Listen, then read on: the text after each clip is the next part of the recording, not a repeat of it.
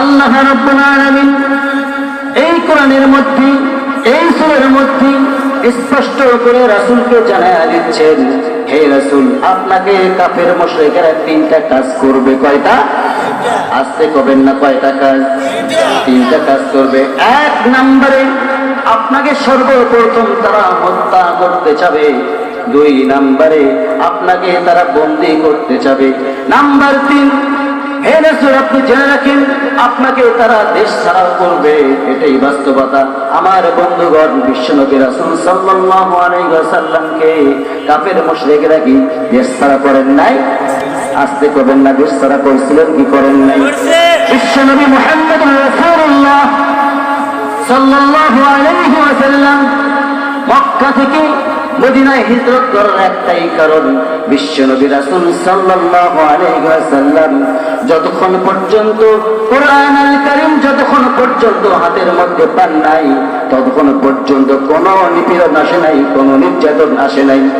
যখন কোরআন আল কারীম রাসূল কারীম সাল্লাল্লাহু আলাইহি ওয়াসাল্লামের কাছে চলে আসলেন, সরাসরি ডাইরেক্ট হিট চলে আসলো। কি আসলো না বলেন?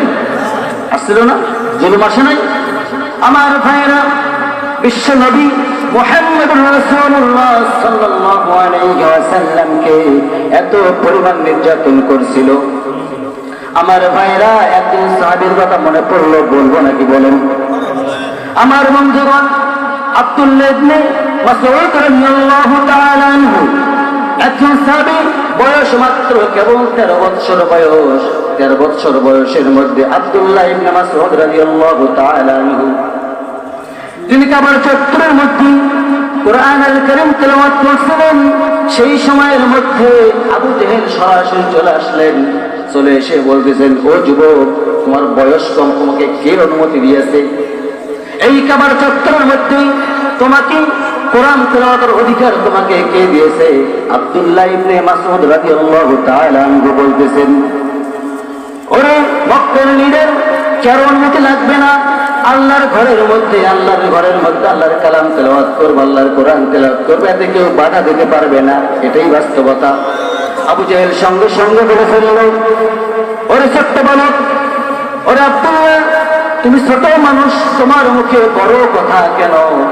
আব্দুল্লাহ ইবনে মাসউদ রাদিয়াল্লাহু তাআলা আনহু আবার বলতেছেন, ওরে মক্কার লিডার হতে পারেন আপনি, সমস্যা নাই। আল্লাহর ঘরের মধ্যে কোরআন তেলাওয়াত করতেছি, কি সমস্যা বলেন আপনি? সঙ্গে সঙ্গে আবু জেহেল বেকরার হয়ে গেছেন। বেকরার হয়ে গিয়ে সঙ্গে সঙ্গে আব্দুল্লাহ ইবনে মাসউদ রাদিয়াল্লাহু তাআলা আনহু এমন ভাবে পাঞ্জাবির কলার ধরে ফেলছে, পাঞ্জাবির কলার ধরে এমন ভাবে কান যেতে থাপ্পড় হাঁকায়া দিয়েছে। আব্দুল্লাহ ইবনে মাসউদ রাদিয়াল্লাহু তাআলা আনহুর কান থেকে দর দর করে রক্ত পড়া শুরু হয়ে গেছে।